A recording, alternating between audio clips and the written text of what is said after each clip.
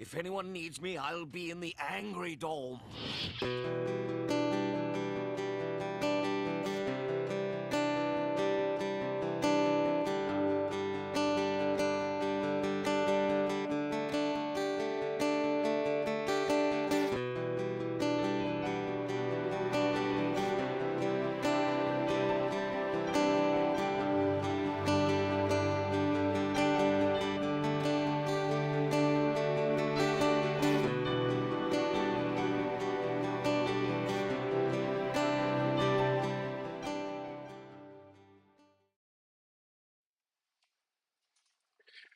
All right.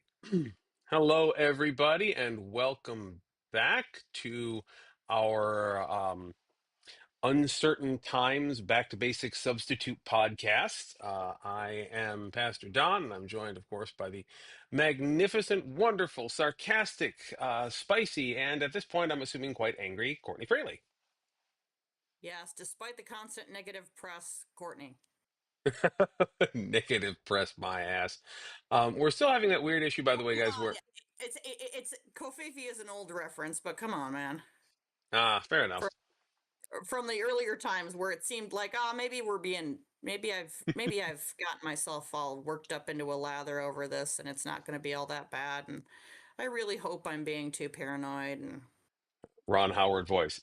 Reader, it was indeed that bad. So it's been a couple of weeks. I'm sure that after the last couple of like major terrifying incidents we talked about, but with the murder of Renee Good and all that, I'm sure that I haven't surely checked back nothing at. else horrible has fucking happened. Yeah, I'm sure I haven't checked back on the news in a while. I'm sure nothing else has happened. I'm sure the perpetrators were arrested and justice was done and life returned to normal. Right, right. That's what Sure. happened. Please tell me that's what happened. Yeah, yeah, I'll tell you that's what happened. I'll also tell you a story of Jack Benori. Now my story's begun. Tell you another one about Jack. Yeah. Now my story is done. I mean, here's the thing, Sorry, man. I'm Like, busting non sequiturs at this point because I don't. Life is a non sequitur. I don't freaking understand. Like, I'll say this much: the fact that they managed to, like, even by this regime standards, fuck this up so badly I mean, it that is kind of impressive. that tiny Hitler got himself fired, or not fired, demoted and sent off to California. That said, the guy he's moving in place, not great. I'm familiar a little bit with this guy. Yeah, no, he's a walking piece of shit, I'm as you might expect from anyone remotely involved with ICE. right, right. I'm going to go ahead and say too that I have seen the images of what was his name, Brandino, what the fuck his name was, the guy who got demoted. Um, It looks you like know, something for. It looks like it must be like a joke or something. The first now I've seen good pictures of him where he's been shooped so that, like, they've taken out like half the space between his awful Nazi coat and the ground, so he looks even like a foot shorter than he actually is. mhm. And I don't have a problem with short guys. I'm married to a short king, but, like, You know, it- there's a I'm gonna. spot. There's short people and there's short energy. He has short energy. Yeah. Look, I'm gonna set aside for a moment my everything, but and just simply mention that maybe it's just me living in Japan, but I have never, ever, ever understood the American obsession with height or lack thereof. It has never really occurred to me, like why that's a thing. I mean, it's because I'm 6 foot even and live in Japan, and everybody just thinks I'm tall. But um, Is this before you pictures of Greg Bavino or after? I never even clocked his height, to be honest. Like what I was getting to was that I kind of had a feeling from the pictures I've seen of the guy that a lot of the pictures that I saw, at least that got over to me out here, were of him looking, how shall we say, Nazi chic, like walking through tear gas in his Hugo Boss best and shit. And I'm pretty sure It's that he got tragic. demoted because Trump was like, "That's the guy I wish I wanted to look like. I want people to look at me like I look like that. Fuck him, get him out the way." Which was not Oh a my Trump. God. By the way, that wasn't an impression of Trump. That was just an impression of what Trump thinks Trump sounds like in his head. Yeah. Yeah. Oh, so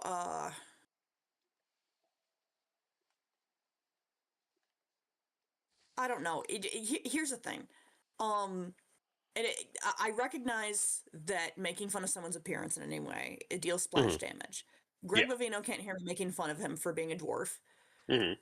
but other short people can. Here's the thing: nobody gives a shit if you're short. I think who gives a flying fuck if somebody's short? I think Greg Bavino probably knows he's short and probably isn't a fan of that fact. Yeah. Color me crazy, but just I'm in gonna, uh, in my limited experience, yeah, okay, this I'm going seems to just go like ahead and take a position that will probably shock you somewhat, Courtney. mm, Because it is something of a departure from a position I've previously taken. I do agree with the fact that um, physical descriptors as humor deal splash damage and thus should be avoided. However, I believe that, or at least I'm starting to believe that once you pass a certain level of obvious Nazi, it starts to become a little bit fair game. Like you got to be careful with it to make sure you're not dealing as much splash damage as possible. But like once they're doing the kind of shit that they're doing, like you got a knife, you throw a knife. I'm sorry, but like we're we are beyond the usual levels of playing fair. We're in Bonhoeffer territory by a wide margin now, and so like yeah, I'm not the argument above throw. will be made that I'm not hurting him, but I am hurting comrades, short comrades who hear me. But Yeah, like again, I would never deride a comrade for being short. That motherfucker ain't a comrade. yep, uh, that and ain't it. like, I'm sorry, but short men mad about their height, Hmm. like, there seems to be a decent amount of it going around. Um, it seems to be like a sub variety of incel, which again is hilarious. I I'm tower. Well, I don't exactly tower over my husband. I'm a couple inches shorter than or taller than him. But you don't you don't have to be tall to have like boss dude energy.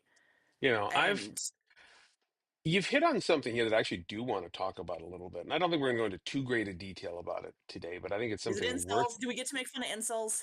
I think we should, but I want to talk about it a little bit first because like I this is one of I'm the listening. only place this is one Prepared. of the only places where I get to say this. Um and so I'm going to really enjoy this, Courtney. But when it comes to talking about the perspectives with respect to gender and sexuality, my position is the one that has the most experience here because we're talking about toxic masculinity and cis guys. That one I know. Yeah. Um so like I I'll have you really know I only ever dated straight, so I've seen my share of bullshit, dude. Look, I got to be honest with you. That shit looks different from the inside. It really does. I'm And, sure it does. I you feel know, for men. Men yeah, need and I don't, feminism worse than anybody at this point. yeah, I don't disagree with you. And I don't want to take away, like, I've dealt with a lot of people who have fairly severe mental health crises and who do terrible things when their brain ain't braining the way it's supposed to. So, like, having said that, I don't want to take away the responsibility for that, but it behooves us to kind of understand what they're going through. While it doesn't excuse that, it is an important empathetic tool for us to figure out how to get them to not fucking do that anymore. And so I look at guys like this, and well, pretty much anybody with a penis involved with ICE at this point. Um, and, I'm not going to I, generalize. I'm sure, there was your audio cut for me for a minute, so I just heard. I look at these guys, and there's just a blank. Anybody with a penis involved with ice at this point, and I'm like, yeah. I mean, Yeah, that's yeah, go. basically what I'm saying. Really, anybody with a penis who's involved with ICE right now is suffering from some variation of the same condition, which is it is a festering of the natural desire for companionship, and this is something that is unique to, I'm going to borrow the rights term, what they tend to consider Western men, which is a bullshit term anyway, but you know what, I'll borrow it for a moment. um, in that you're kind of raised up in this culture that teaches you that very real truth that we're all built for companionship. But you're also taught that you are the dominant one and that you have the right to even in the healthiest situations, you have the right, if not to take it, then at least to expect that it will be given to you if you behave in certain ways, if you follow the social contract. And like the term friend zone, for example, is a bullshit term, but I've sat in a space that could be understood that way many times myself historically. And you know what? However you couch it, that feeling of rejection fucking hurts, especially when you go back and look at everything you've been taught, everything you've been told to understand, and you did everything right. Like a lot of men are kind of very logical that way, and a lot of the men involved in this, I think, are almost excessively logical to an almost I borderline mean, autistic it's not degree. their fault that they were socialized as modern Western men and Yeah, all of the brainwashing bullshit that comes with that.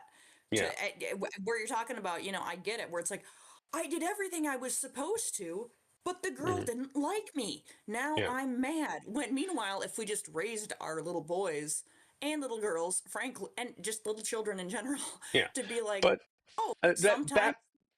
that piece right there, though, like, I don't mean to cut you off, but like No, please. I you cut you just, off. It's all. It's yeah, go ahead. two people with ADHD having a discussion, it happens. Um, like that piece right there where you said, I didn't get the girl and now I'm mad. Like, there's actually a whole like sunset palette of expressions that are happening in that space that we don't really talk about a whole lot. And like, I want to take a minute and kind of bring that up here because I know that a lot of people who may or may not be listening to this either haven't experienced that because they're coming from an objectively cis female standpoint or a trans standpoint or LGBTQIA standpoint or from another perspective that didn't see it, or because they grew up cis male and didn't have the tools to understand it. So I really want to take a minute to highlight that because what happens in that space is you get that feeling of rejection, but there's a cognitive dissonance because you've been rejected, but you've never been taught how to process rejection and how to understand that healthily. And at the same time, you're getting you're getting what is, and I have to be honest, one of the most gutting feelings I've ever experienced thrown down your throat for what feels to be an unjust reason. Like you look Right. at it, you say, "Well, I did everything I was supposed to. This isn't fair. What the hell? Not Why what's do I supposed have to to feel like this?" And then it's not just I get like, and happen. this is the point. Ironically, sorry. Like this is the real point, is because it doesn't just go, I didn't get what I want, so I get mad. Like there is a period that follows that, which is entirely a particular hellish form of self-hate. And that's where a lot of this stems from. It's like a lot of these guys, the anger that they're experiencing is directed outward, but it isn't generated outward. It's they look at all of the things that happened to them, this terrible feeling that they just got given, that they feel was given to them unjustly because they weren't taught anything about how the real world actually works, and women as I don't know people. And then they take that hurt, which is one of the biggest hurts a guy can get, particularly a younger guy, and they feel unjustly put upon, and they run it through their heads, and they try to do the calculus over and over again. Okay, I have to have made a mistake. I have to have done something wrong, and they Everything look at except it. that bitch. Well, no, no, no. That's not the jump. Like, I really want people to understand that the jump isn't I did everything right, therefore it's her. The jump is I did absolutely everything right. Like, I'm looking at it, I can't find a problem. There must be a problem with me. That's where I'm it going to go on lands. the list here and say that you had that reaction, but I've definitely that is not everyone's And reaction. I'm sure a lot of nothing's guys. universal, but I've talked to a lot of cis men who've gone through this, and Mm-hmm. it is overwhelmingly the experience of the ones I've talked to, at least. And now the catch Oh, here is this is the yeah, catch. Like it doesn't stop here. But yeah. that's usually the initial landing point. And what happens then, because it should never get to that point, but once it's gotten to that point, because you don't have any coping mechanisms, you don't know what to do with any of these feelings. And all the men in your life are saying, toughen up, woman. Every time you try to talk to them about why am I crying all the time? I thought men didn't do that. Like Right. you internalize it, you turn it in against yourself. And the human heart can't take the level of self-hate that you